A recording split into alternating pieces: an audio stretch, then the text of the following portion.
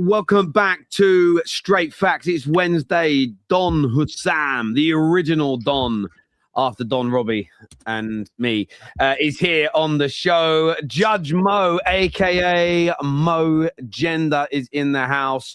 There's loads to talk about today as reports from Spain confirm Julian Alvarez wants to become an Arsenal player, will reject Barcelona to play for Arsenal.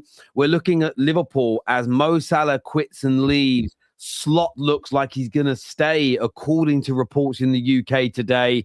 How much of a disaster is that for Liverpool season next year? Chelsea, are they about to make the biggest mistake in their history by keeping Liam Rosenior? Plus, any other questions you guys have got, anything you wanted to speak on, we're touching on today.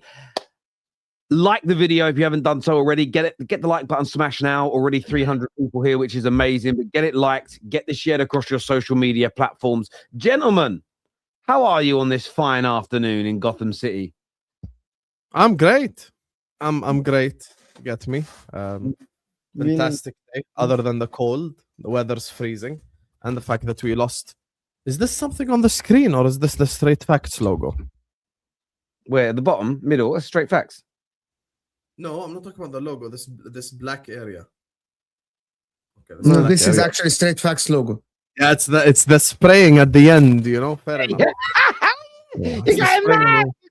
Bro, I thought it's this thing. It's like I thought it's on the screen. I was about to wipe it off, and I'm like, okay, it's the black spray painting at the edge. Yeah, but anyway, yeah, obviously we lose a Premier League legend and the Liverpool legend, of course, and it's a very difficult moment for us Liverpool fans, and it's freezing cold. It's very difficult for Liverpool. Salah is staying, Salah is going. You know, like they have to make Champions League football. It's very difficult. Actually, Salah goes on a free. I must say something. As much as Hussam has to take the L on the Salah thing for a free. Like, you guys thought that you're going to get money from the guy. And I don't understand why Liverpool, if we're going to go right away, why are Liverpool allowing him to leave on a free if he has 1 year left in his contract? At least get like 30, 40 million, 50. Unless nobody. To be honest, Mo, everyone's making their own conspiracy. Okay, there is something wrong here because you gotta make money off the guy. Like this is like money on the ground. Like this is. I think he bought out his contract. I think he bought his own contract out. You want to know what? Yeah, I think he bought out his own contract. Meaning, I think he gave up all the wages and everything. The reason why I say that he gave up all the he gave up all the wages for next year and even I think this year. The reason why, look, this year. Now let's. Forget conspiracies. Let's go based off like the things that happened in chronological order. Mo comes out after Leeds away and does that infamous interview. What does he say? He says the club are scapegoating me. They're throwing me under the bus and they're basically trying to sell me through the back door. That's what he says. Okay? Forget about the relationship with the manager. That's a different topic. He says the club are trying to basically push him through the back door. What we have now discovered 5 months later is that everything he said post Leeds was the truth. The club are really trying to push him like from the back door, which is why I think his relationship with the higher ups has affected him even more than the relationship with Slot. Therefore, and this is pure speculation, but everyone's conspiracizing Mo. No one can tell you what's the real reason why he's going to leave mutually for free. But most people are saying he's probably bought out his own contract because he feels disrespected by the higher ups of the club. And a lot of people believe that despite reports that Hughes will still be at Liverpool Football Club and Edwards will still be at Liverpool Football Club and it'll be Slot that leaves. That's the German side of things. The English side of things are saying, yo, Slot might stay. Now, based off what we know of the media, prime example, during the Leeds saga, you all saw it. You all switched on your Twitter and you looked at it and you read, Salah has no friends in the Liverpool team. They all, they all distance himself from him, blah, blah, blah. And then literally 2 months later, the same people, the same journalists put out articles saying Salah is the one that helped Wirtz come into the team and helped Kerkez and his leadership role and blah, blah, blah. So these journalists, the English journalists, really report what the club allows them to report. Meanwhile, the German one have no affiliation to Liverpool whatsoever. So it's not like the one that works for Bild has to come out and please the Liverpool owners or please the Liverpool people. He doesn't. He actually will report based off what he knows. So the fact that he's saying Slot is under pressure and Alonso's coming with the fact that Salah is gone this summer actually leads me to believe more that Alonso is going to come in. If Alonso comes in, what I read today is that he needs some assurances about the transfer market and some control about the transfer market for Liverpool. Yeah. This is going to be one of the toughest transfer summers for Liverpool, to be honest, to be able to replace the wingers. But in the same time, I understand why Liverpool will say, I want to keep Arne Slot because of the injuries and the players that he has and all this stuff. But I think if they keep Arne Slot, I'm not sure if Liverpool will go back to the top. Even with Alonso, I'm not sure if Liverpool will go back to I think that Liverpool might need a Luis Enrique or something. Like this, like.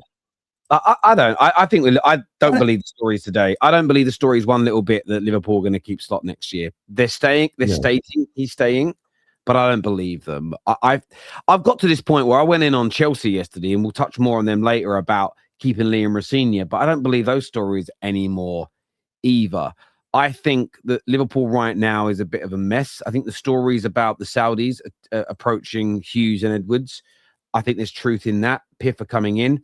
And I think Liverpool are going to let them leave because those two are bigger culprits than Slot. They allowed Slot to change how you play. They bought the players to try and make that system work. And it has been a disaster.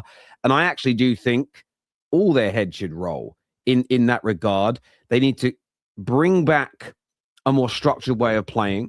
The Premier League has evolved in recent years again.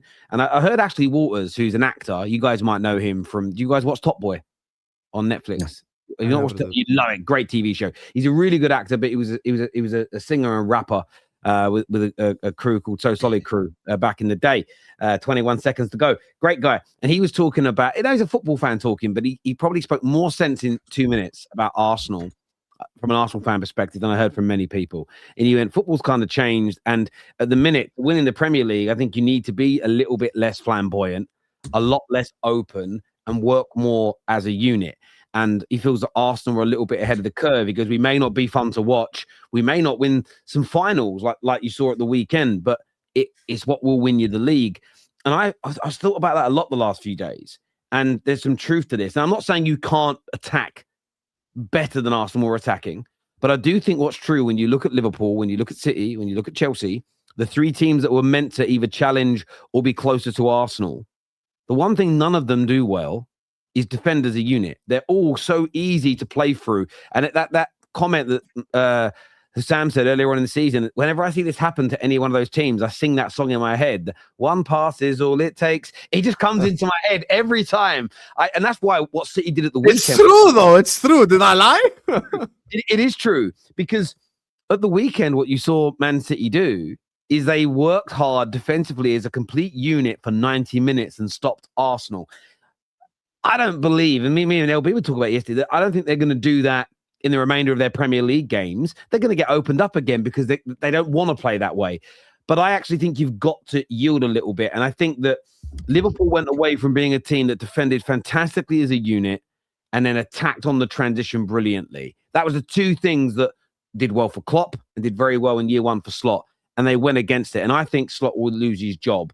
I cannot for the life of me see a world where your ownership go, this has been good enough.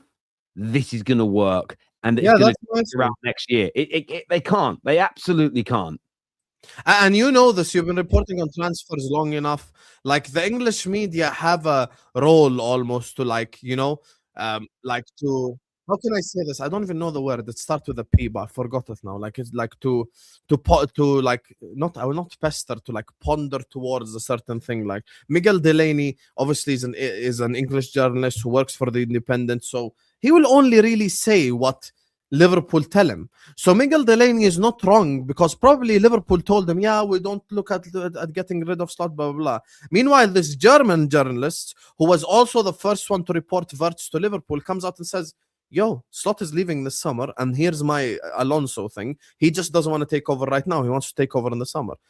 Pander, yeah, sorry. He doesn't have to pander to the British, the German guy doesn't have to pander to Liverpool Football Club for what? He reports most of the time anyway in German-related stuff. So I think Alonso is going to become the Liverpool manager eventually.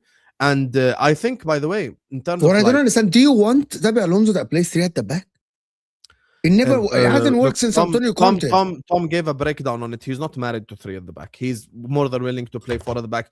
According to Tom, who done a lot more research than me, he played 6 different systems in Madrid: 4-4-2, 4-2-3-1, 3-5-2, 3-4-1-2. He did like a whole bunch of different stuff. So he's done back 4 before.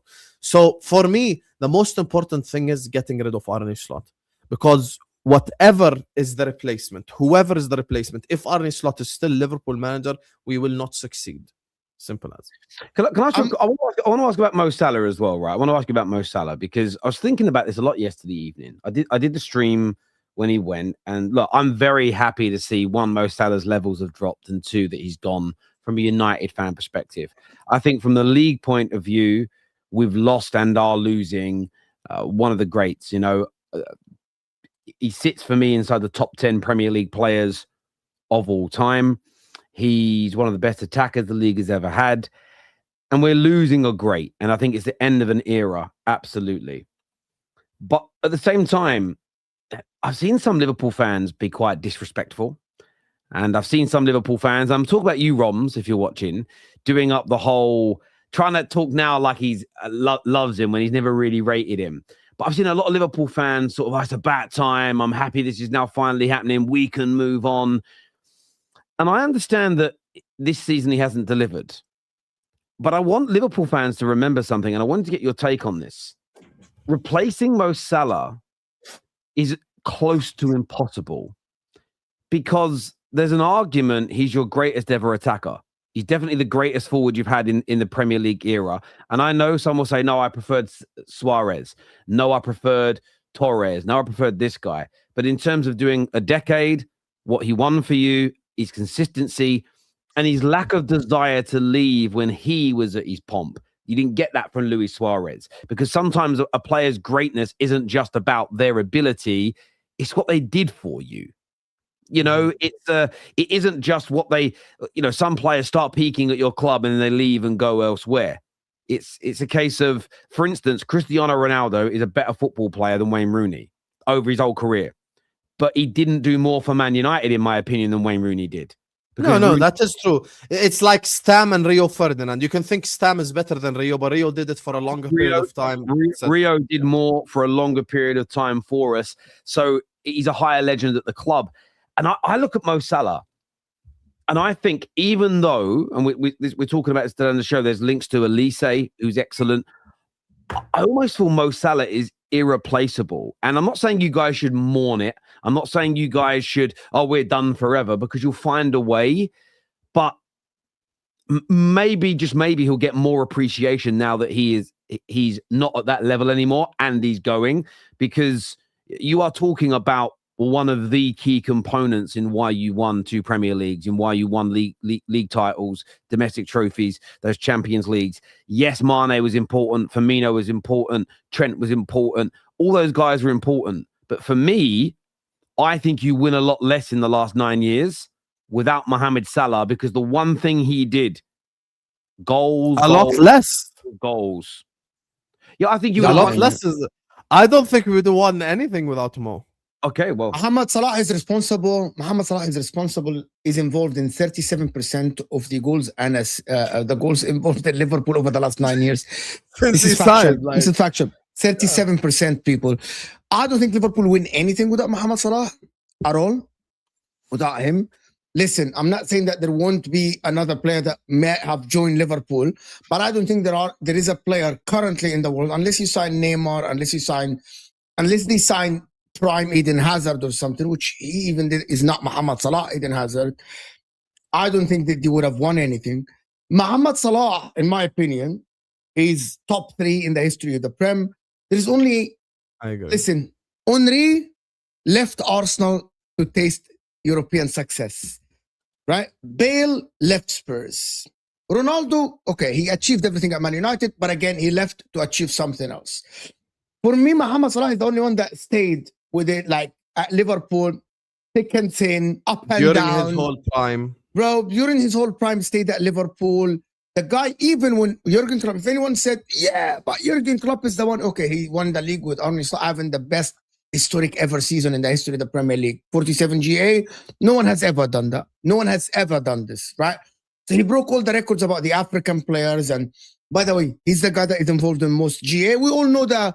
You just go ask any AI about to get you the stats of Mohamed Salah. This is why people that are hating on Mohamed Salah, I don't think they know football. The problem is, and I'm calling out Roms, for example. Roms have played football. And I know that Roms played football as a semi-pro, and even he played on youth teams in a pro. Roms would know that any coach with brains would choose the guy that will give you the goal and the assist over the guy that is aesthetic. If you give any coach over a season someone that does the flicks and tricks, that does all the dribbles and everything, but doesn't get you goals, you definitely, and the other guy who moves with crutches but gets you goals, the coach will choose the guy that will get you put the ball in the back of the net. No matter. Also, the lies on Mohamed Salah is ridiculous. That Mohamed Salah is not a good footballer, that he was never a good footballer, that he cannot have a first touch, that he cannot dribble. Well, there's a lot of time Mohamed Salah dribbles, creates stuff. And also anyone that says that, by the way, to be a good footballer, you need to create. How come Mohamed Salah over the 9 years is always been up there in big chances created? The guy played with donkeys up top, to be honest with you. Apart from Firmino, everyone that came after is just not a good forward. He played 3 seasons with Darwin Núñez.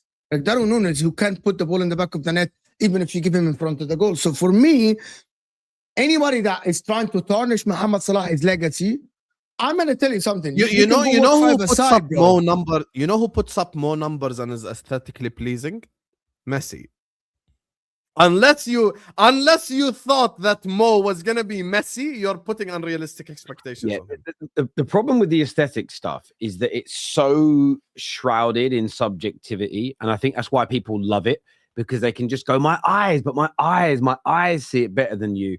And at the end of the day, professional sport isn't. People often do this whole thing, but football is about entertainment first.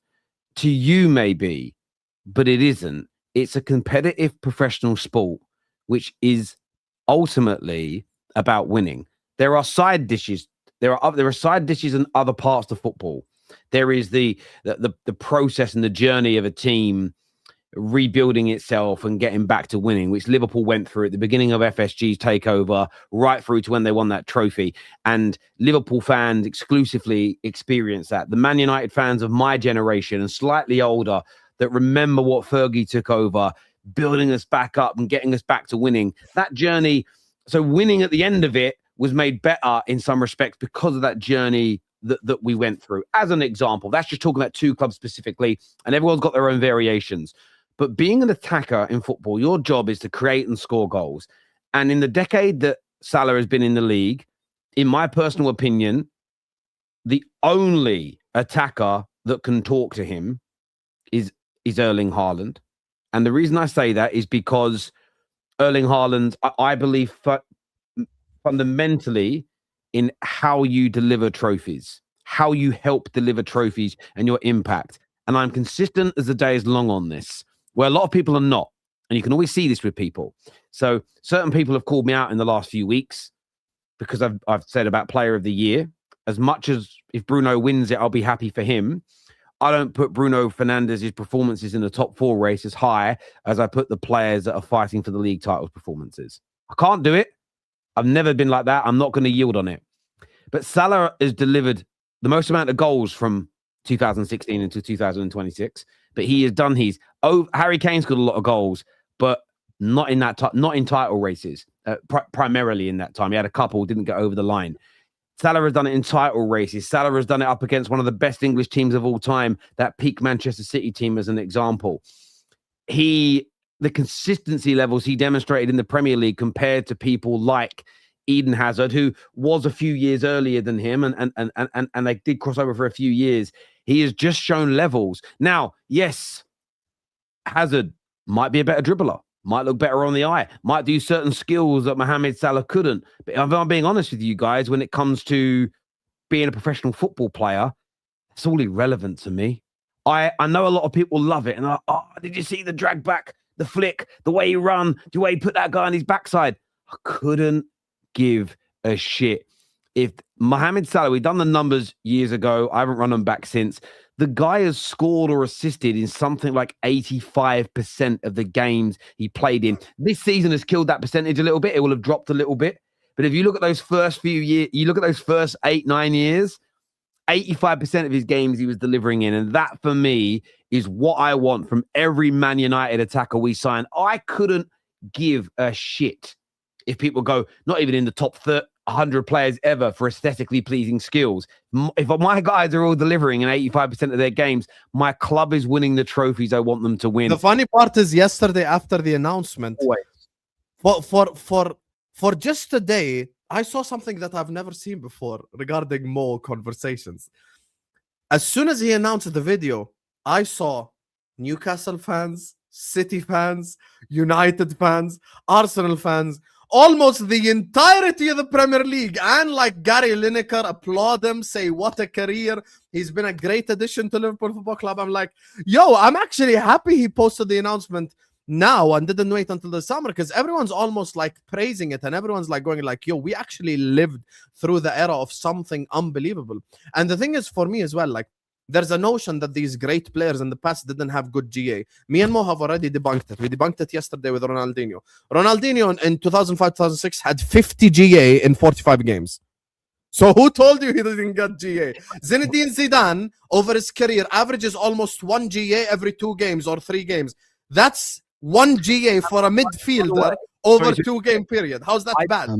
You know? And when you ask people, sorry, this is important. When you ask people about like Zidane, they'll tell you the goal against Leverkusen. It's a goal then. Let me add to the Zidane thing. Zidane also started playing. Zidane had somewhere in the region of 10 years of his career where they weren't even counting assist stats. So you'll see when you go back to his early career, started in the 80s, okay? I think Zidane started playing in the late 80s or the early 90s. They weren't early even 90s, Bordeaux. They weren't even counting these statistics. They weren't even. So you see like some seasons where it says like almost no assists, and you go, how can he have no assists in the season? It's because they weren't counting them, and they haven't gone back and recalibrated them. By the way, Mo Salah, even after this season, 86% of his games for Liverpool he scored or assisted in. Mo, this washed what? up Mo Sorry, what?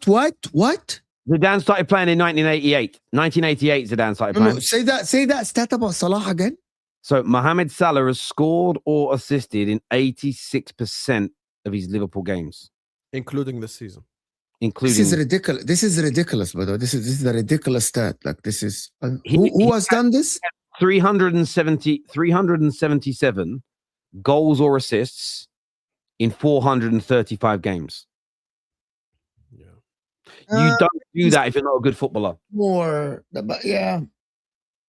Maybe he scored or assisted like in multiple in one game, but 86% of the games, that means that's a ridiculous stat, to be honest. But anyway, anyone that doesn't like Salah, the problem is, I think that most of the, and I'm going to say this, most of the aesthetic stats mentioned are Chelsea fans and Man United fans. For some whatever reason, Man United. But I understand Man United fans because this is one of the best players and your biggest rival in England. So I understand why you would try. Chelsea fans, I don't understand why they would go against. You know why the Chelsea fans are hating? Come on. No, listen, I'll tell you now, I haven't seen too many. I get why Man United fans would do it, the club rivalries there.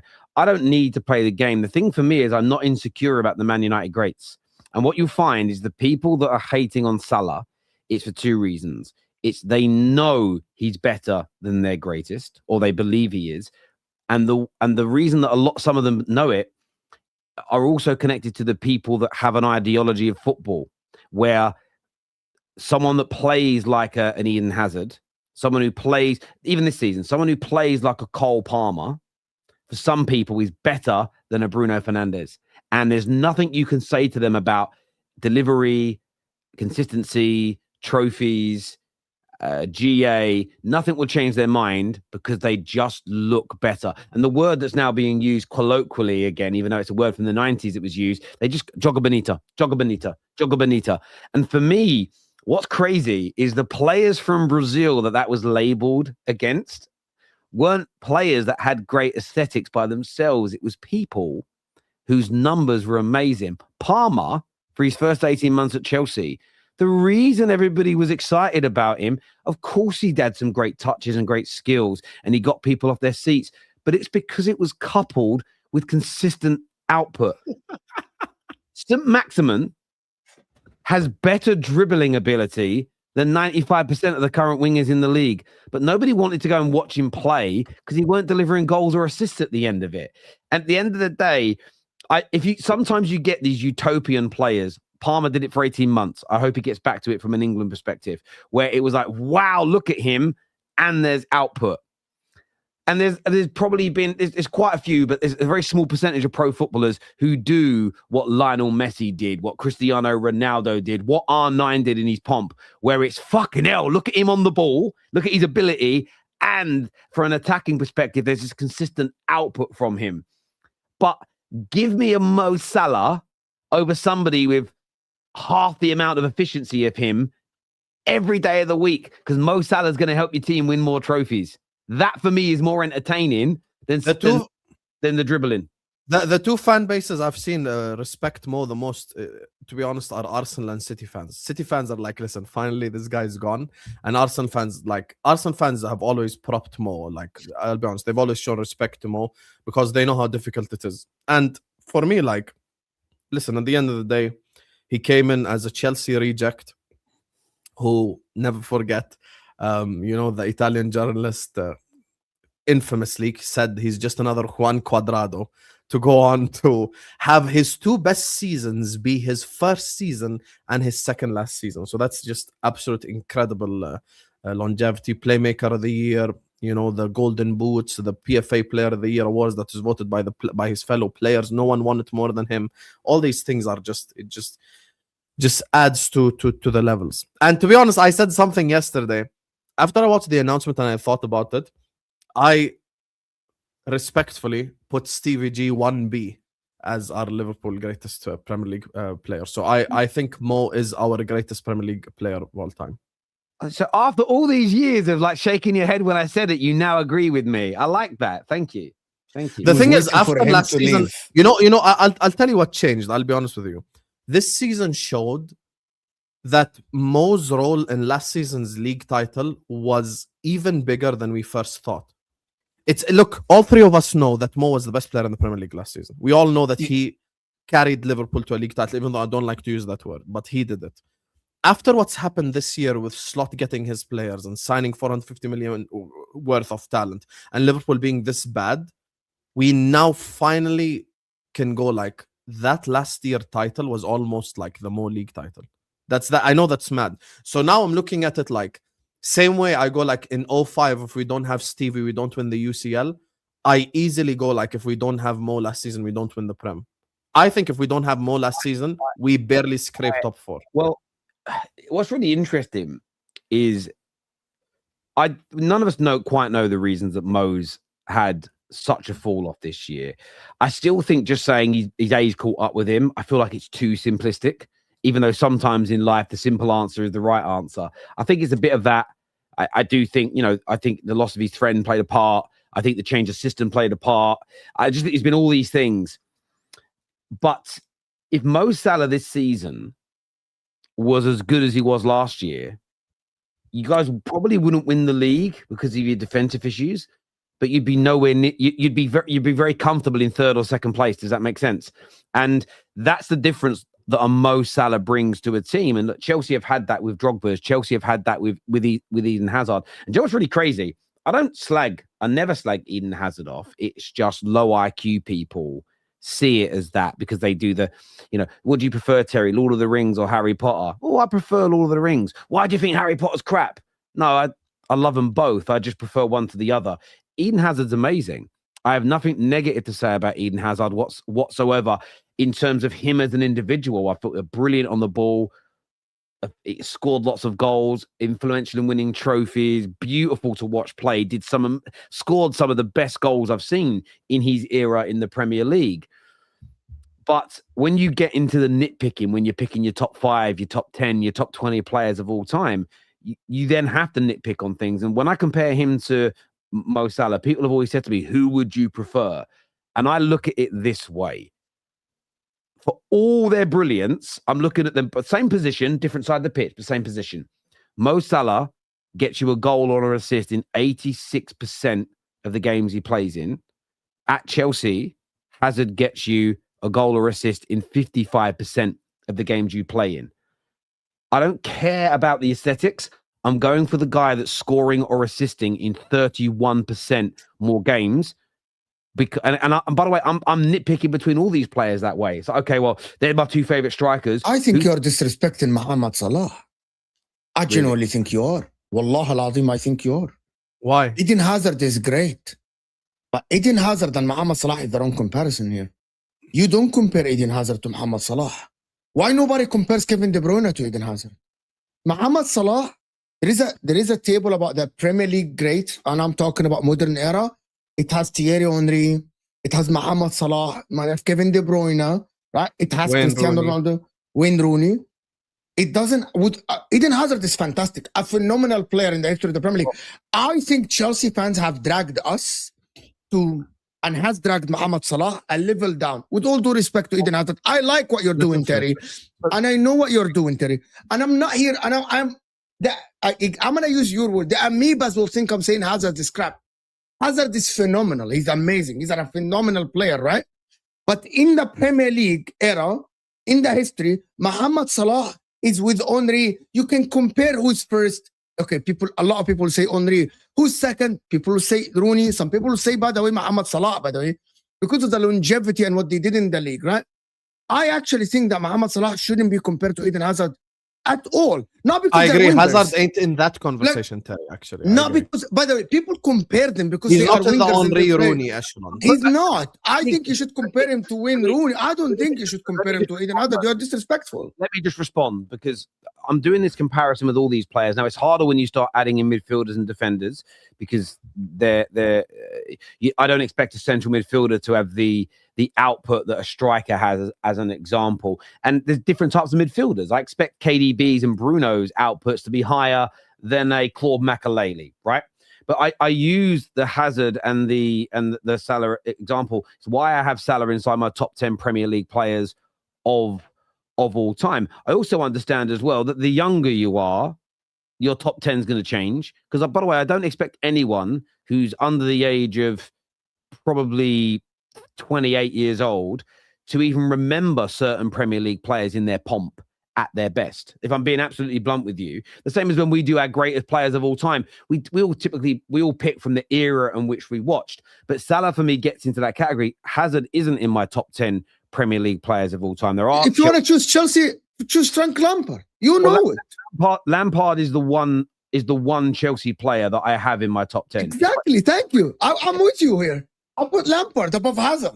Like, okay, Mohamed Salah, most of the Liverpool fans now will, because he's leaving, they'll put him probably above or with Gerrard. Most of them, I've seen them put Salah above because he won the league twice, because he had a magnificent season, because he broke the record from the winger, stuff like this. Most of the Chelsea fans that watch both players, Lampard and Hazard, they'll tell you, no, if we're going to fight for someone to be in the top 3, top 5, we'll fight for Lampard. We won't fight for Hazard.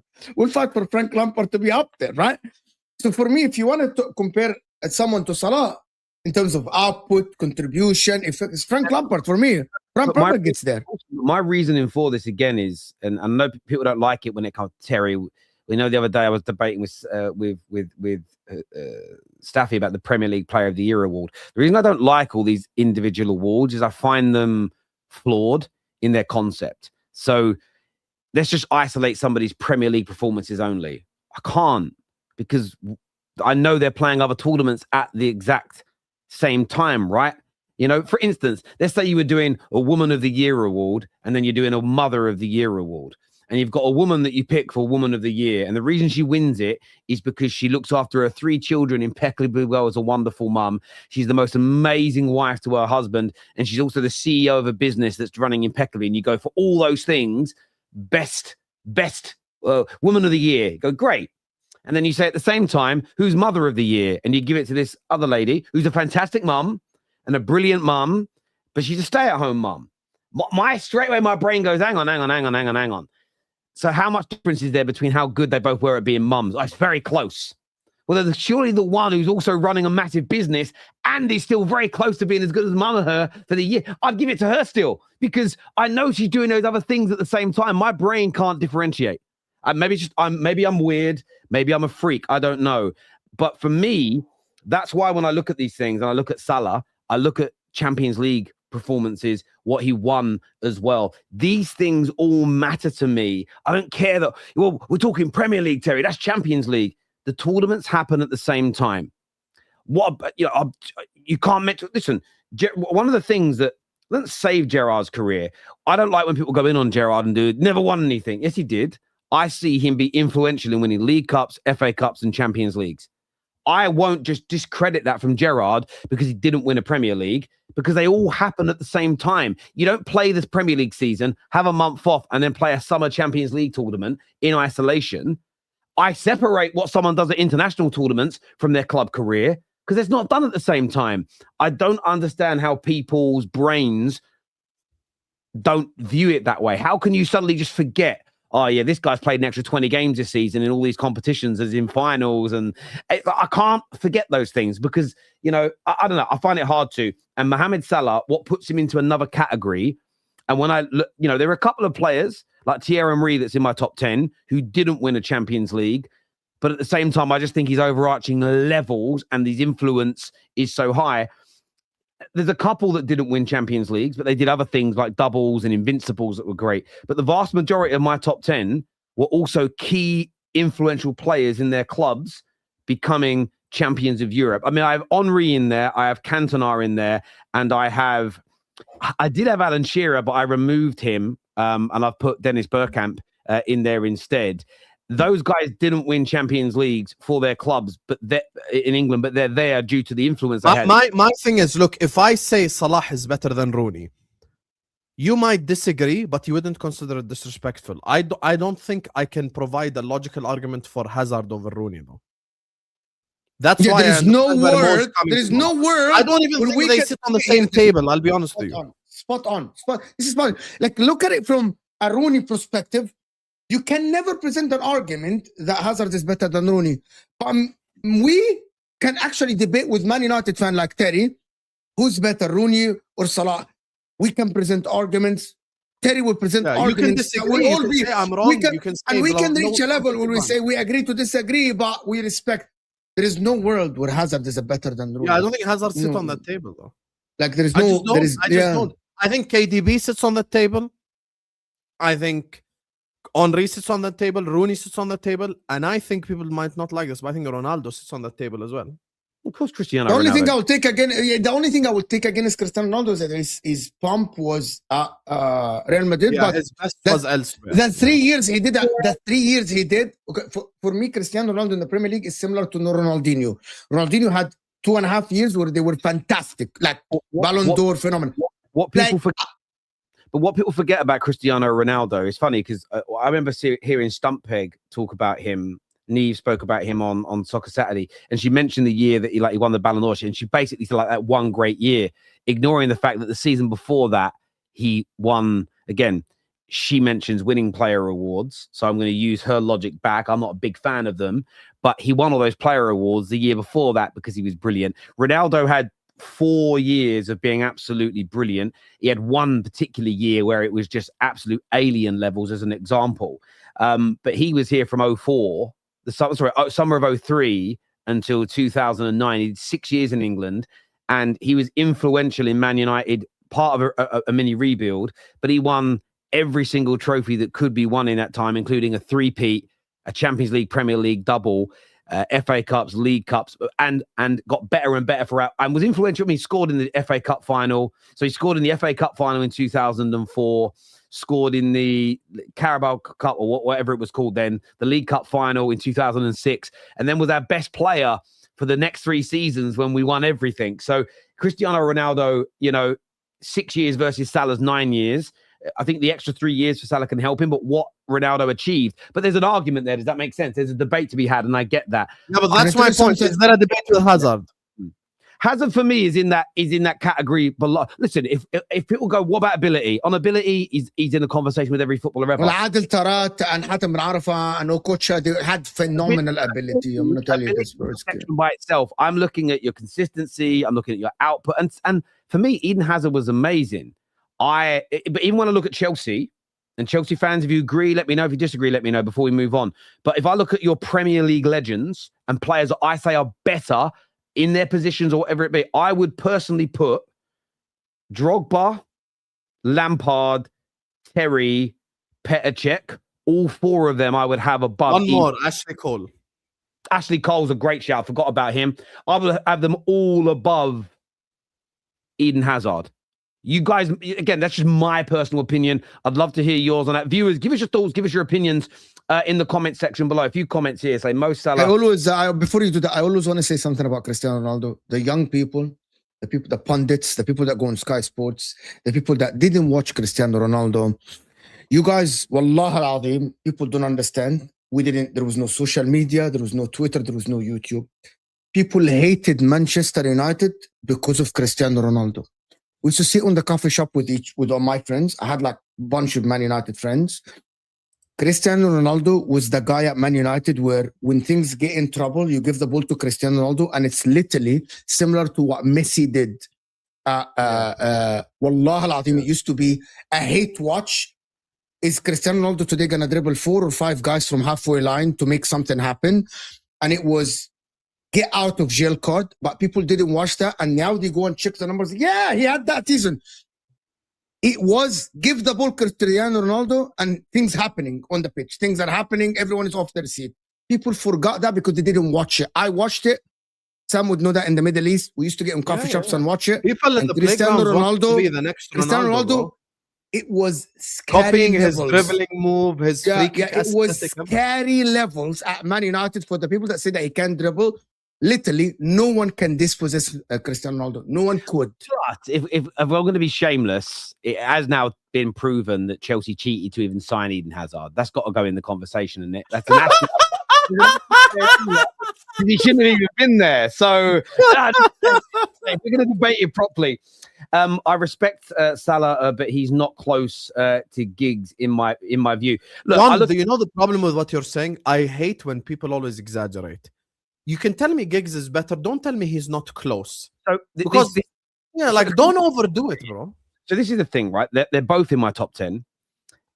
I don't compare them like for like because I think they played very different positions. I know they're both called wingers, but again, this shows people's age. The winger role that Giggs had, especially in between 92 and 2002, which was his pomp.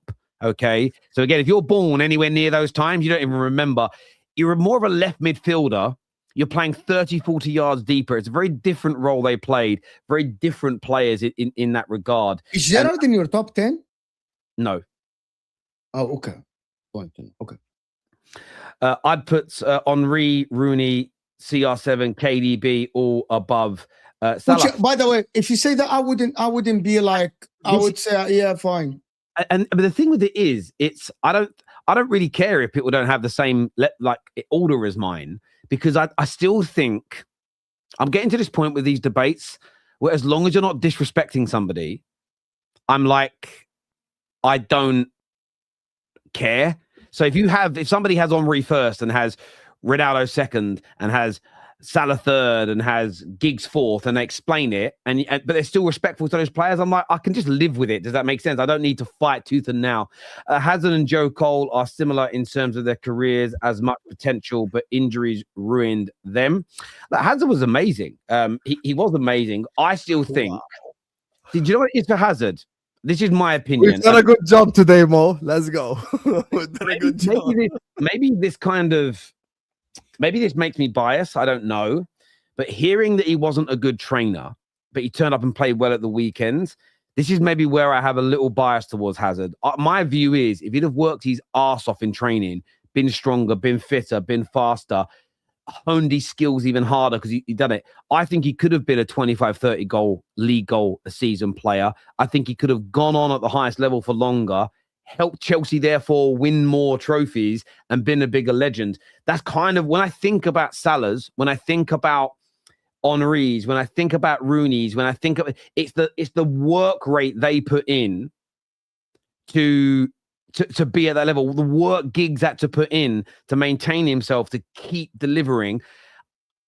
Some people always go, Terry, but that's Hazard's choice. He didn't need to do that. I agree. He doesn't owe me nothing. Doesn't know me and fucking give a shit about my opinion. But it just, in my head, I always look at Hazard as great as he was. I still look at him as a massive underachiever. I think he could have been such a better player. And then when you hear all the stories about he didn't really train hard, didn't take that great care of himself, I think, oh, you could have been so much. By the way, Rooney, he is in my top 10 for what he did. I think Rooney could have been even better if he didn't drink as much, if he ate better, if he was in better shape. So one thing about Salah, you look at the shape he's kept himself in. You've got to give that credit. Are we down marking someone like Cristiano Ronaldo just because he completed English football both individually and team-wise quicker? It's not like he left and fell off. No one's down marking him because he achieved everything. I gave the example of Jaap Stam. You could say Jaap Stam was incredible for 3 years, but the fact is it was 3 years. So you have to look at like John Terry and Rio Ferdinand and people who've done it longer, than Jaap Stam. That's why Jaap Stam himself, even when he's doing interviews, he speaks about this himself. Like, the guy had incredible time in Lazio, in Milan. Like, he dominated in Italy. He was incredible. But he stayed in Italy longer than he did in England. People debating the greatest Prem player seems so simple to me. Ronaldo won multiple Prems, the Champions League, domestic cups, and a Ballon d'Or. No debate for me. I find it really interesting about people that use like player awards as a key component, because if that does come into it, then like Rodri and Ronaldo both have to be massive components. And it's weird because like there's even just thinking now, like Rodri's a contender for the top 10, definitely. I think Aguero should be a contender for people's top 10. I think he's amazing. David Silva. Again, I'd probably put Aguero and David Silva in my top 10 over Hazard, if I'm being honest. So this season, so by the way, it's not a Man United bias. I'm picking City players here. I can't stand City. This season, Slotter's proved he cannot build a team. They spent 400+ million and they are less cohesive. What would compel them to keep him? It would be terrible business. They won't want to spend more for him. Agree. Yeah. That's the thing as well. Like, here's the thing. Let's be honest about this. We've all been reporting on football for a while now. Okay? That is done even longer than we have. English journalist, German journalist. English journalist has to pander to what Liverpool tell him. He has to. The German journalist doesn't. He probably has a source close to Xabi Alonso based on the fact that he worked at Bayer Leverkusen, and that's why he's tweeting out this stuff. So I'm not saying Miguel Delaney is lying. I'm just saying maybe he spoke to Liverpool Football Club and he spoke to his insider source and he told him Slot is staying. That's it. Yeah, it's like the Newcastle journalist last summer. No, Newcastle told us they're not selling. But it didn't add up. 150 million or you're not going to get him. Yeah, he ain't for sale unless you give us the right price. So he is for sale. No. Yes, he is then. No, he's not. Yeah, it sounds similar.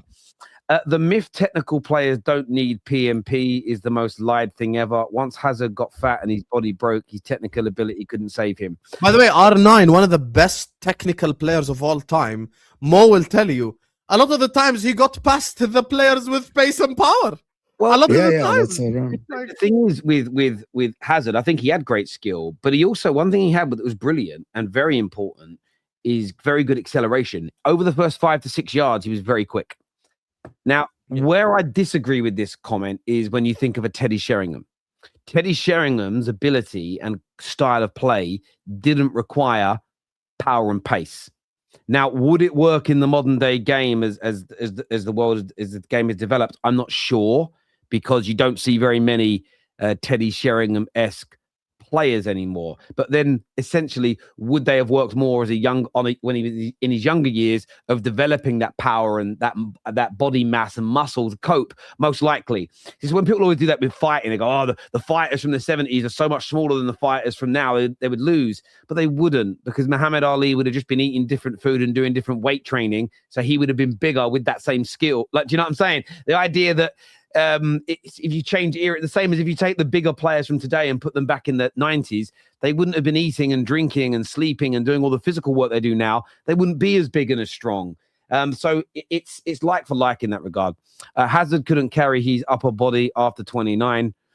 Yeah, look, Hazard as well doesn't impact his Premier League legacy, but the transfer to Real Madrid also hurts him in overall legacy conversations because it's 150 million, I think it was revealed in the end he went for, even though the records still say 110. They got 150 million for him. They learned that in the accounts when Blueco went in, and to flop, it's never a good look. Do you get what I mean? When you go for that kind of money and it doesn't work, it's always going to be held against you. But I won't have anything nasty said about Eden Hazard. I know there's some jokes in there.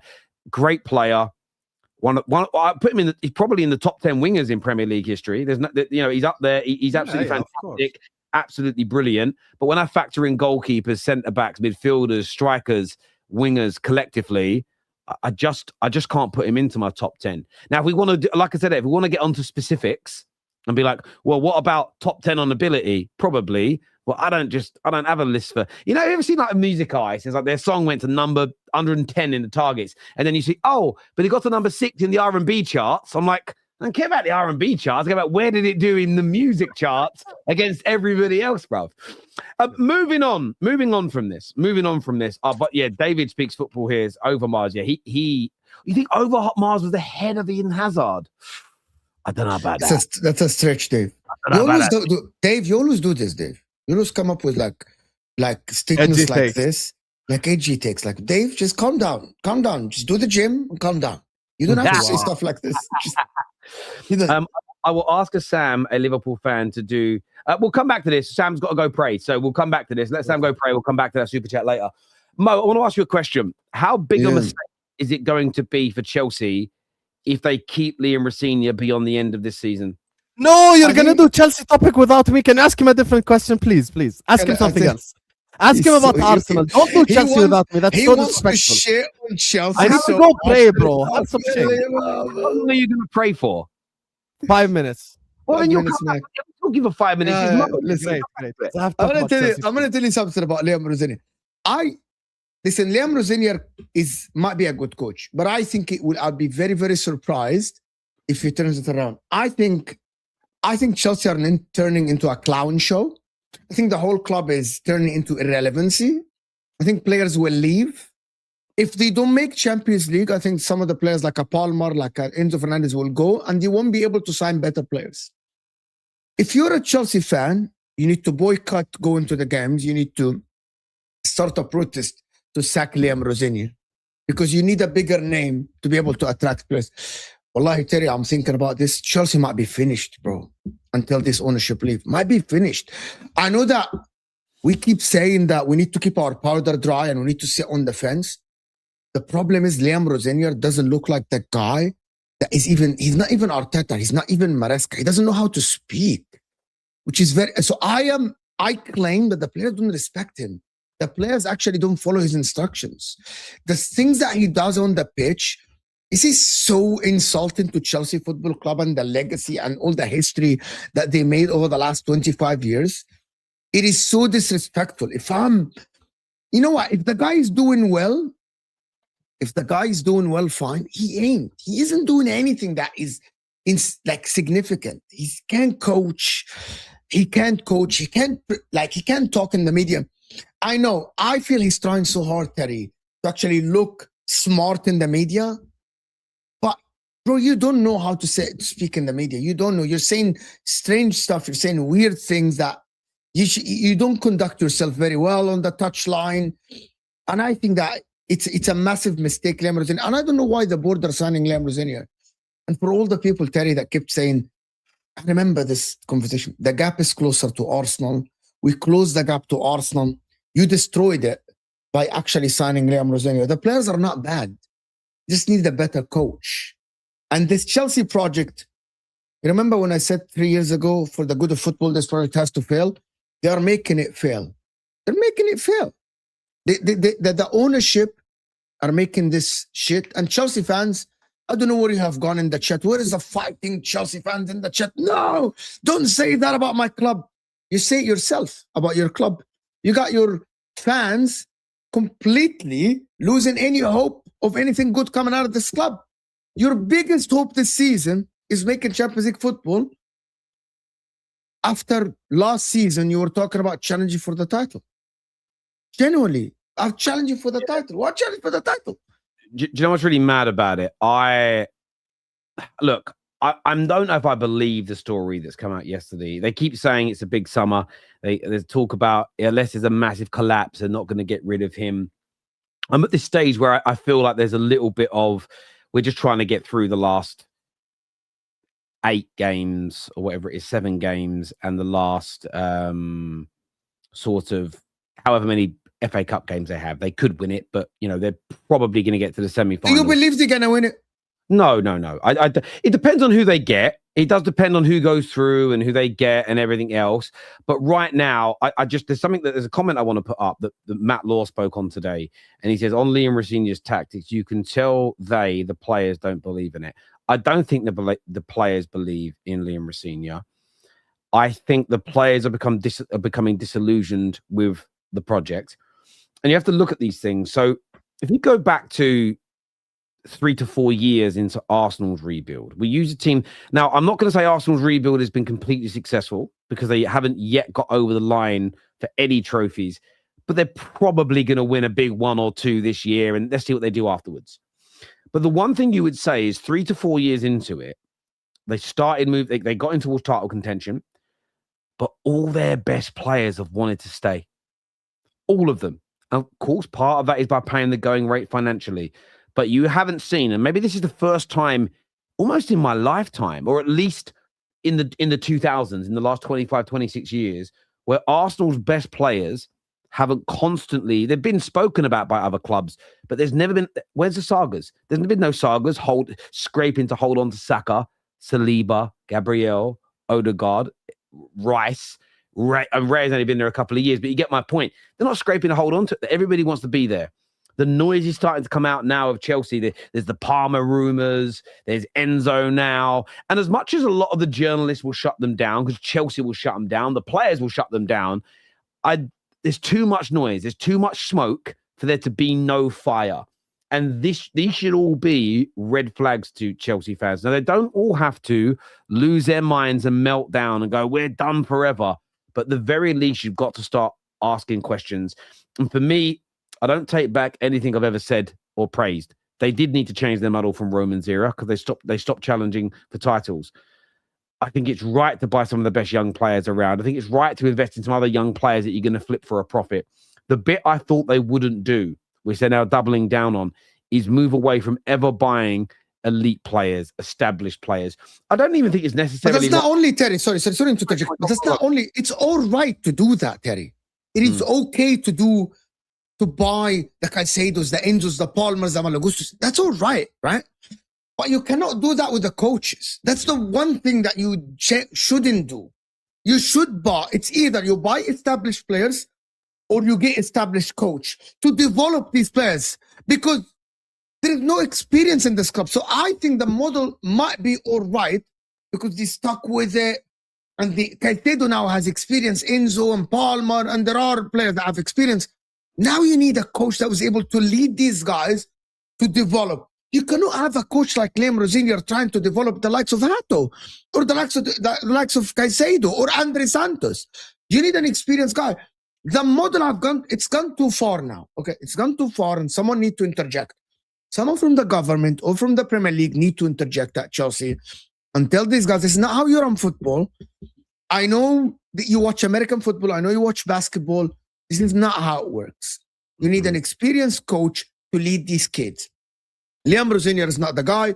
I know you think that you're going to sign the Arteta, or you think you're going to sign the young player or the Fabregas. That's not him. Fabregas has a big name. Carrick has a big name. Arteta had a good name in football. Well, I swear to God that I forgot the name Liam Rosenior until Chelsea spoke about him. Hiring Liam Rosenior, in my opinion, might be one of the biggest mistakes a big club has ever done. This is way worse than Ranić, than Ten Hag, who won trophies. It's way worse than any decision that any big club have done over the last 15, 20 years. There is no worse coach. This is worse than what's his name? Villas-Boas. Because at least Villas-Boas had success before he comes to Chelsea. Before I go to Hassam, I want to go to something David said here. He says, I'm a bit fed up with these players don't believe in it. Whatever happens to the players having to prove themselves. There is truth in that, all right? And there certainly is. And I've said it about Man United's players. As soon as things go wrong, coaches get blamed, this gets blamed, that gets blamed. But there are elements here that we shouldn't ignore. So you work in gyms. If I said to you, David, I want you to come be the chief personal trainer, I'm buying a gym. The gym's going to be a bit grotty to begin with because we haven't got a lot of money. But over the course of the next 4 to 5 years, we're going to expand the gym, better equipment. We're going to go after some of the best PT trainers out there. We've got one of the best social media teams coming in to make it do X, Y, and Z. And as we expand, you're going to grow. We're going to bring in more experience and we're going to become this massive, not just a gym, we're going to become an online phenomenon. If you're getting 3 years in, the equipment's still shit, the walls ain't been painted, I'm not bringing in the personnel to grow the gym and the content the way we want to do it, and I'm not doing the things I promised, even if you're not doing your best in every facet, nobody would blame you if after 3 or 4 years you went, do you know what, Terry, thanks, but I'm going to go work somewhere else because the vision isn't being fulfilled. And I think these players are looking at this in the same way Maresca did, which is, what do you mean if Enzo Fernandez leaves, we're going to replace him with the 20-year-old? What do you mean if Palmer does leave, a kid's coming in? We need, they won't hate Liam. The players won't dislike the lap. But there's no way they look, oh, the lap ain't worked. Who are we going to get instead? Oh, Osimhen's available. Oh, do you reckon we'll try and get Kane away from them? No, we're going to go and sign that 20-year-old who had 1 year at Brighton, right? That, I think people get disillusioned. And what's even more worrying for football players is different to your job, David, because you can theoretically do your job for another 30 years, 40 years. Footballers can't. Footballers don't have, no one has unlimited time, but a footballer's career is 10 to 15 years, pretty much maximum. There's a few anomalies like Maldini and Giggs that go on into their 40s. You get the occasional Milner. They might get a 20-year career, top. That's weird. Mohamed Salah video started playing on my phone. That's strange. Okay, big up. But it's like they can't just sit there forever and keep waiting and waiting and waiting and waiting. That's a different conversation from the players having to. That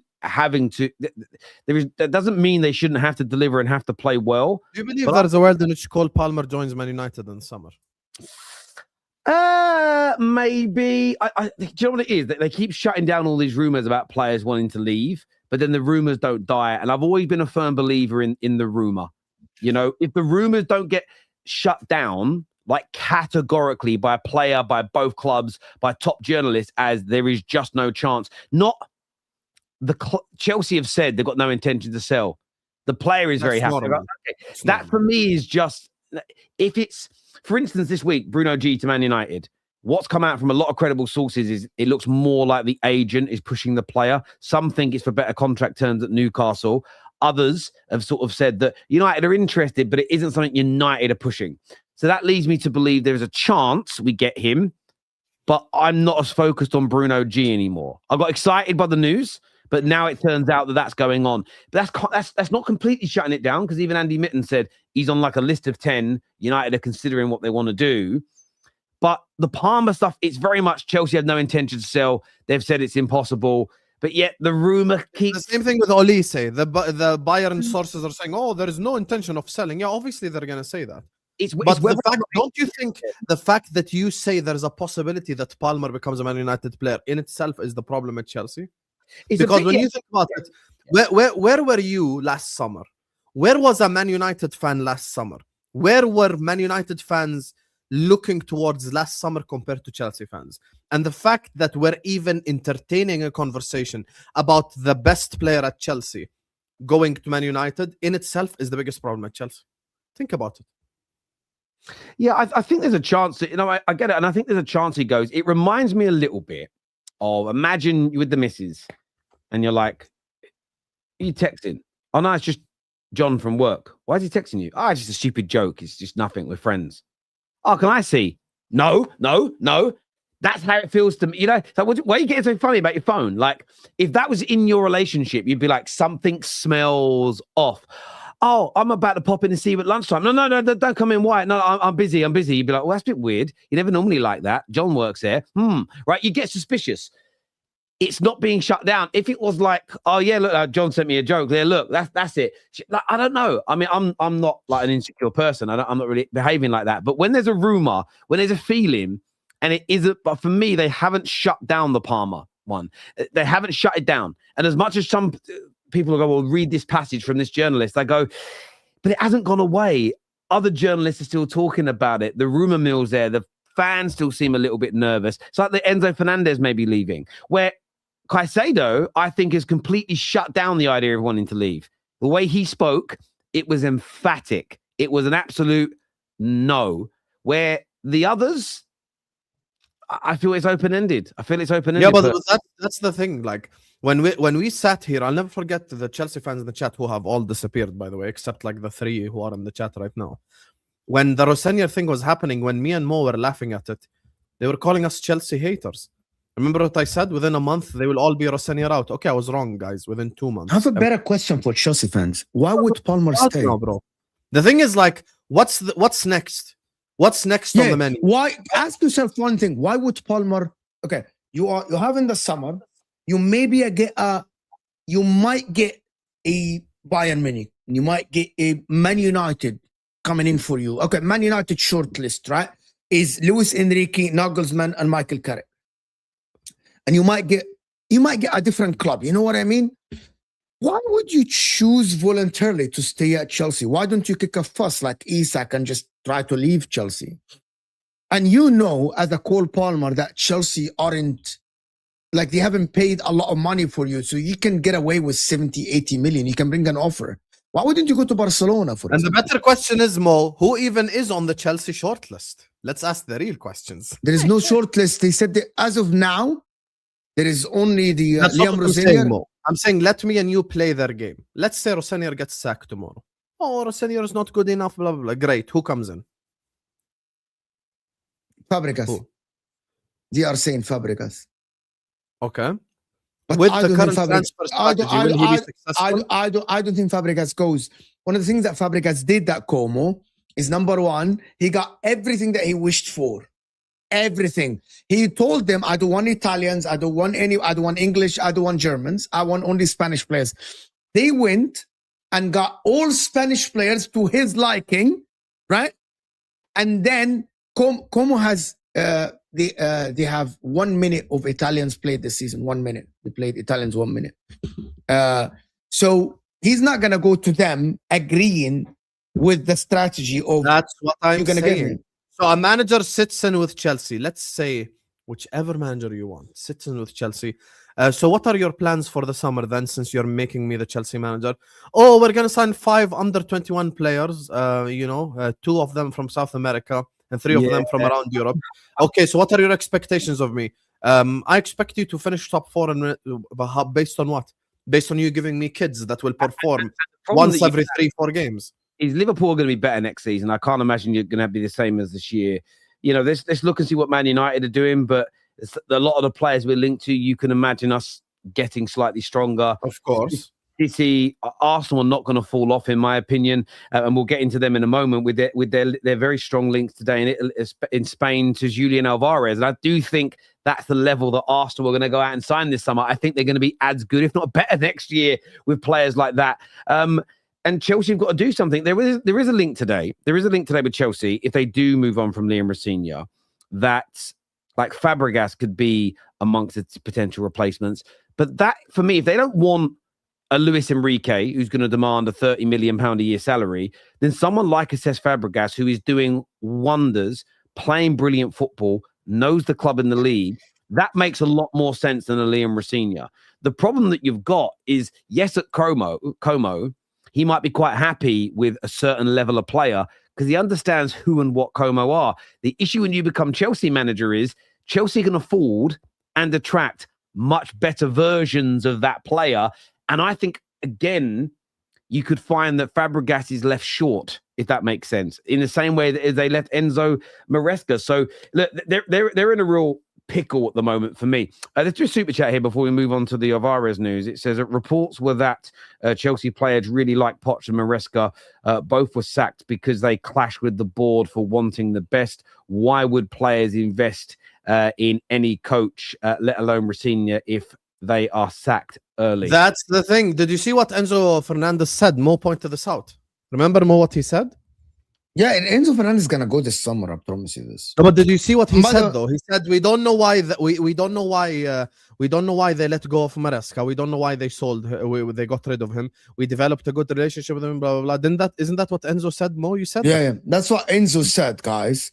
That he doesn't know why they fired Maresca. Nobody communicated with them, and they are like suddenly they are like, okay, we got a new manager. You have to work with him. So for me, I'm gonna tell you something. Here is gonna be the scary part for Chelsea. Terry knows this more than us, and Chelsea fans in the chat. I know that you're gonna say, "Oh, you guys hate Chelsea." Chelsea's finances aren't the best in the Premier League currently. They're making losses. Aren't the best. And the problem is gonna happen if your players do an ESAC. If your players try to force themselves, and we know player power in this day and age. Which if So you if ask Enzo- Terry himself in the summer, he'd be like, no way Isak was going to leave. Now look. But now we all believe in player power. We all believe in player power. If Enzo Fernandez, right, after the World Cup, I'm not going back, I'm not playing for you again. I know, what's his name, the journalist that does work with you, Ben Jacobs, said that Chelsea cannot sell on a loss. Chelsea have to sell on a profit from these players. What if Enzo Fernandez says, go on a strike and says, I want to go?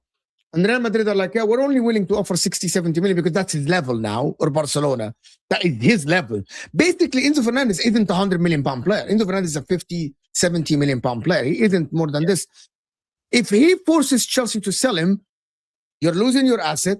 He's going to go. And by the way, if you try to axe Enzo Fernandez, right, on the side like what he did with Raheem Sterling, well, Enzo Fernandez, you can't do that because he isn't on a big wages. You want them to play.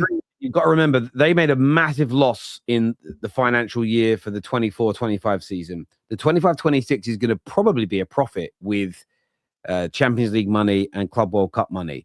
But if they fail to make Champions League this year, next season, that means they're whatever their revenue is for this season, there's 100 million less because of no Club World Cup. And then if there's no Champions League football, you're looking at 50 to 80 million pound less. That is a huge hole, a gargantuan hole, which they might decide, and someone like an Enzo, someone like a Palmer can fill that gap. And all these things should be considered. The last time we had these types of rumors, it was Mount. Yeah, no, I agree. And they shut Mount down for a little bit. And I'm not convinced. I don't think I say they will leave. I feel it's more likely Enzo Fernandez does. I think there's a world where Palmer could go. My only concern about Palmer is he ain't playing very well. And for me as a Man United fan, if he was purring, I'd be like all over it. The worry I have is that he comes to us and plays like he's playing now. I'm not sure I want him. Johan Blake is a better runner than Usain Bolt because he looks better running. No need to show me the numbers. I can tell you with my eyes. Yeah, we're the only sport that does this. We are quite literally. I mean, does it happen in basketball or does it happen in where people still say MJ is better than LeBron because he got 6 rings, bro? My question was going to be, do people turn around and go, this running back's better? He gets less yards and less touchdowns, but his running technique looks nicer. Do people do that in other sports? No one thinks running techniques and looking good is for models, not for athletes. And I would say football's different. No one does it in boxing either. If you look good but you get knocked out a lot, no one gives a fuck. Do you know what I mean?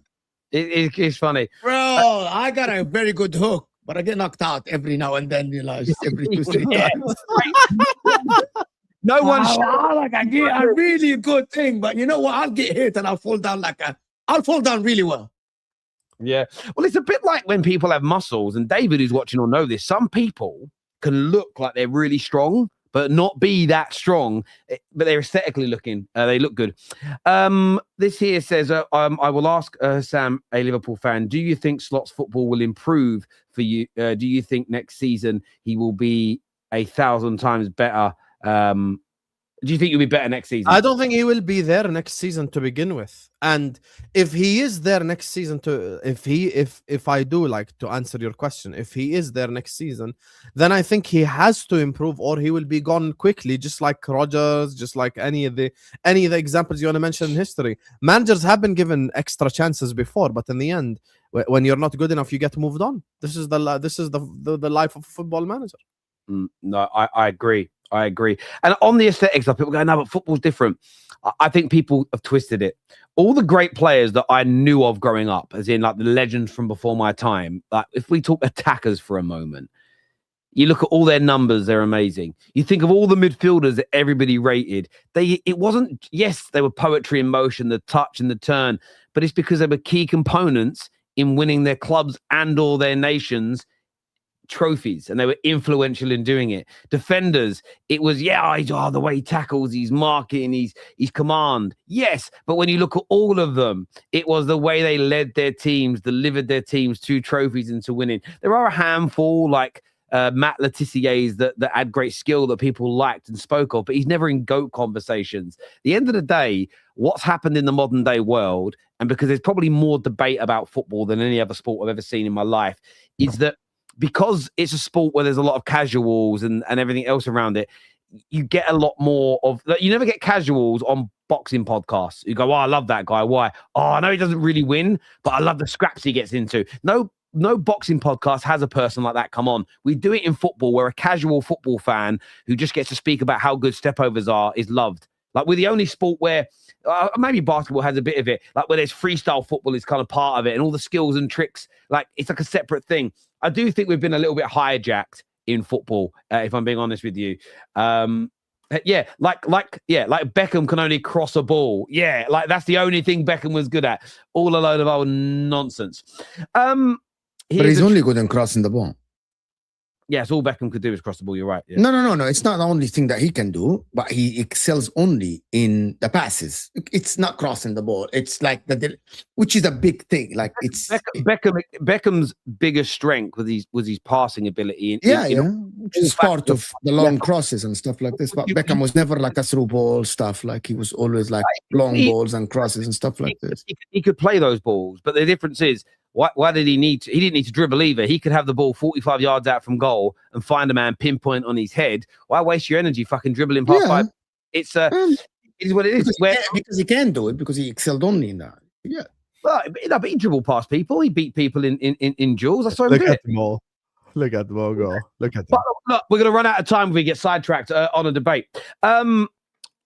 Big report out of Spain today stated that Julian Alvarez has decided to leave Atletico Madrid this summer, and he does not want to join Barcelona, and it's Arsenal that is his preferred destination. And we spoke earlier about transfer rumors that don't go away. This has been a constant link now, that when it comes to all of our clubs signing players, I always go to the journalists that are close to a football club, and none of the Arsenal in the nose or journalists have shut this down. And sometimes they do, right? Sometimes they go, absolutely not heard a thing, player isn't linked. This seems to be another one of those deals, maybe a little bit like Rice, a little bit like Zubimendi, a little bit like Timber. There's a few others that have been like this, where they start very early and they just continue to go. How good a signing would Julian Alvarez be to this Arsenal side, whose attack, some say, needs a little bit of a maverick?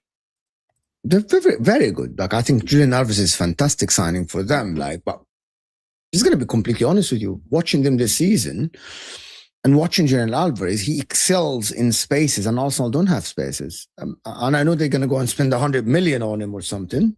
He's a very good player. I'm not sure if this is what Arsenal need to be. It's a very good signing. Like, is it going to be the only signing? Maybe not. But you might need to sign a left winger. But Julian Alvarez is going to be. He's a better forward than Eucharist. He's a better striker than Eucharist. He's a fantastic forward, but it cannot be the only signing in the front line. I'm not. If I'm an Arsenal fan, I'm not negative. I'm actually looking forward to this. He's one of the world stars. He's going to play in the World Cup. I think they have a good chance of winning the World Cup. He's a fantastic player. Is he the difference maker that Arsenal need? I think Arsenal should go and actually try to sign Olise as well, along with Julian Alvarez. That would actually be fantastic. Ooh. But what tells me is Arsenal are serious about maintaining the level they are. This is what this signing means. It's similar as what they did with Zubamendi. It's maintaining where they are. They aren't going backwards. They aren't signing players lesser than what they have. They are going to sign better players than what they have. I like this signing for Arsenal. I don't think it's the only signing they should do, but it's a good sign for Arsenal that they're moving forward. If they get over the line, if they win the league, I think they will attract more than Julian Alvarez as well. I think they can attract better players than Julian Alvarez. We saw that with Liverpool in the summer. When you win the league, you attract a higher caliber. 100, yeah, 100%. It's part of it. If Julian Alvarez joins Arsenal, like that's a massive signing for them, because they need players in that position anyway. Like the one position they need to upgrade in quality is the forward line. I have no idea how Arsenal are top of the league with this current forward line is currently constructed, with everyone just being out of form. Trossard was even dreadful at Wembley. Saka's not been good all season long. Gyökeres is like, I don't rate Gyökeres, that highly, but he's had moments here and there. Havertz has been injured. Martinelli's been crap. Madueke, the less said about him, the better. And they're somehow top of the league, So for me, the front line of Arsenal is the thing that they need to upgrade on the most. I'll go as far as to say, I think if Arsenal sign about like 4 or 5 forward line players, that's exactly what they need. I don't think they need upgrades in midfield or in defense. 4 or 5? Yeah. I'm saying, look, if it were up to me, if I tomorrow take charge of Arsenal, I would sign a striker, 2 left wingers, and probably a backup right winger. I'd do all that in the same summer. I think they need so much better forwards, bro. They need like a left winger starter and a left winger backup. I think Alvarez is a fantastic signing. I think you probably need a backup right winger as well. I don't know what it is with Madueke. So, because here's the thing, their defense is incredible anyway. Their goalkeepers, I know Kepa's shit, but like, their goalkeepers, Raya and Kepa, like, okay, that's. They need one defender. They need a right back, and they're gonna get a right back. They're gonna sell Ben White and get Livramento. They're gonna try to get Livramento. Yeah, but you think that they won't get Livramento. Because Timber's already the starter at right back. Do you know what I think though? Aside from Arsenal, I mean, I don't want rivals strengthening more than they as good as anybody is. As good as I still think Liverpool are a much better team if they change their coach. I think there's a lot of great players there. City are a very good team. Arsenal probably going to win the league. I don't want any of them strengthening because I want United to catch them. The one good thing, if Arsenal are able to sign Alvarez over Barcelona, it shows the pull of the Premier League right now. And I think that's one thing that is in Arsenal's favour in this pursuit. And I think all of us, when going for players, is I do think there is a clamour for people to be in the Premier League. It's obviously lucrative and they get paid well, but it's the side element. The eyes are on this league. The amount of people watching it globally in comparison to La Liga is massive at this particular moment. And for a lot of football players, yes, they want to win trophies. Yes, they want to deliver, but there's a lot of side action that goes on in the sense of they all have brands and they all have deals and they all have their own companies and they want to expose that. And I think you join the Premier League. And listen, Barcelona are a giant club with a huge global audience that you'll become synonymous with. But I think Premier League access gives you an even bigger audience in that regard. And when it comes to online fans, they're fucking no bigger than Arsenal, I'll tell you that. And they're the best at selling merchandise. You've ever been on their website? Listen, I would never buy any of it because I'm not an Arsenal fan. But the stuff they sell, I wish Man United sold stuff as good as that. It looks like some of their jackets, some of their clothes, some of their little accessories you can have around your house. I'm like, that actually looks really classy. Because you know that you get a lot of football club stuff. It's great when you're a kid, but you're like, do I really want a Man United mouse mat when I'm 40 years old? I don't know. They have ones that look really classy. Does that make sense? And like this one, huh? Like this one? No, but they had this like black leather jacket on their website.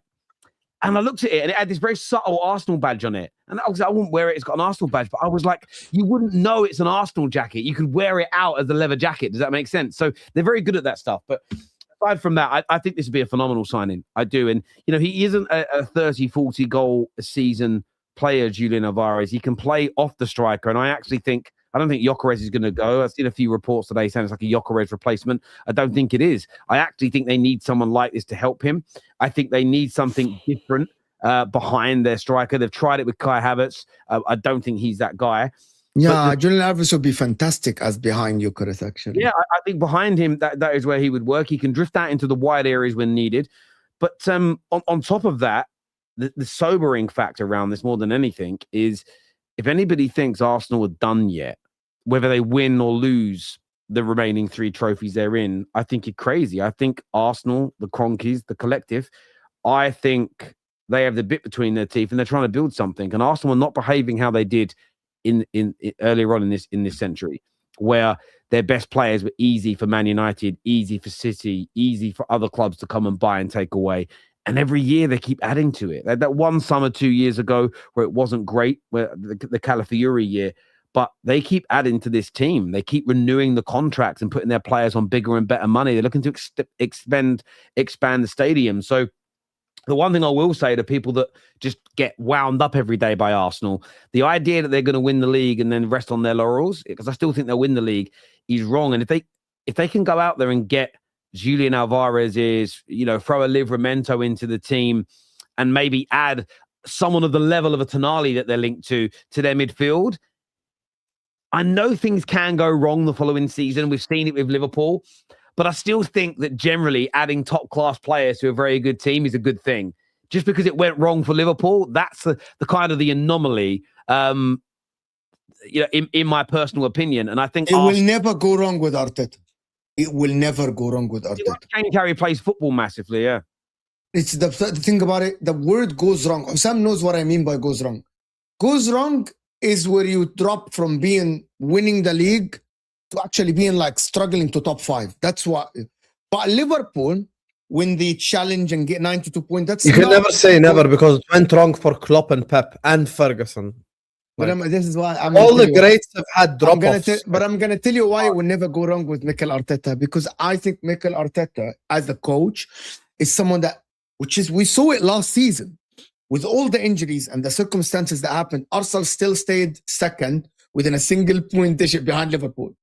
That keeps you in the conversation. Arsenal still last season reached the semi-final of the Champions League. For me, when I say never, I mean it is very unlikely that it goes wrong, like when it did with Jurgen Klopp when he went 6th and 5th, and then he struggled to get the top 4, and then he got top 4, or when he actually got only Europa League. With Mikel Arteta, he might not be Jurgen Klopp, and he isn't Jurgen Klopp, and he isn't Pep Guardiola, but it's very unlikely that it goes wrong to the point that they miss out on Champions League, or they completely drop out of being first or second or something like this. Pep Guardiola, even when he dropped, by the way, he drops to 3rd. I know last season was a big drop, but Mikel Arteta is not that guy. I think that Mikel Arteta is so in control that it won't go wrong as much as Jurgen Klopp. It won't. I think it will. There's always a chance, and there will come a point. There's always a chance, and there will come a point where Arteta and Arsenal dip slightly, and then it's whether or not they rebuild from that. Because you're right, like Fergie had all those great years from '92 until 2001, and then had an off year, and then came back and won the league, and then had a couple of years without winning, and then came back and did a three-peat. And you get these up and down moments. What's really different about this day and age is I think that online fans especially, I don't think it matters how much you've won. People just turn very quickly now on managers compared to what they used to. So it really depends on what he wins and the legacy he leaves. But the one thing I will say, it reminds me of when I did that first Arsenal Will Scare Me video back in 2022. Even if next season there was a drop-off, it would be more to do with maybe the manager and players having a stale relationship. They're buying class players. It's like Liverpool. I think Liverpool bought well. Slot's done a bad job. Someone else is going to come in and make them click. I don't think they've bought. I don't think Kirkes and Wirtz and Ekitike and Isak are bums. I don't think they've bought bad players. And I just think they've been constructed by a manager poorly. You've seen it with Man United this season. I'm not even saying Carrick and Holland are amazing, but they've come in, they're just competent. They've come in and suddenly the 2 years of purchases under Ineos, you're seeing a much better team than what we saw in the previous 2 years. And I just think there's an element of that. So, yeah, look, Arsenal are scary, really. But again, don't take what I said out of context. They worried me because they Why were are leaving. people sick? What I'm saying is that when Arteta got so many injuries last season, he still will chase in Liverpool and came second. And maybe if they bought a striker in January or something, I don't understand. How is it so hard for people to understand?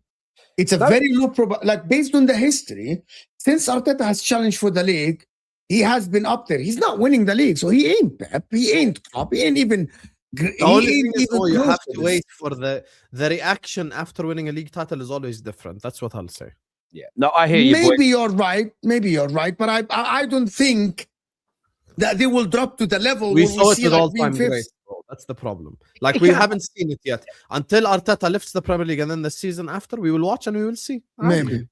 Listen, gentlemen, always a pleasure to sit here and speak football with you. I want to thank all of our viewers this afternoon, you absolute legends. Please hit the like button before you go if you haven't done it already. Share this across your social media platforms too. This is going to redirect you to Judge Mo's channel. So get across there. He's going live soon with some great panelists, including Man Like Drifty from Coppish is going to be on, I can see. So get yourselves across there and get yourselves watching. Until next time, everybody, take care. Goodbye. God bless. And we'll see you soon.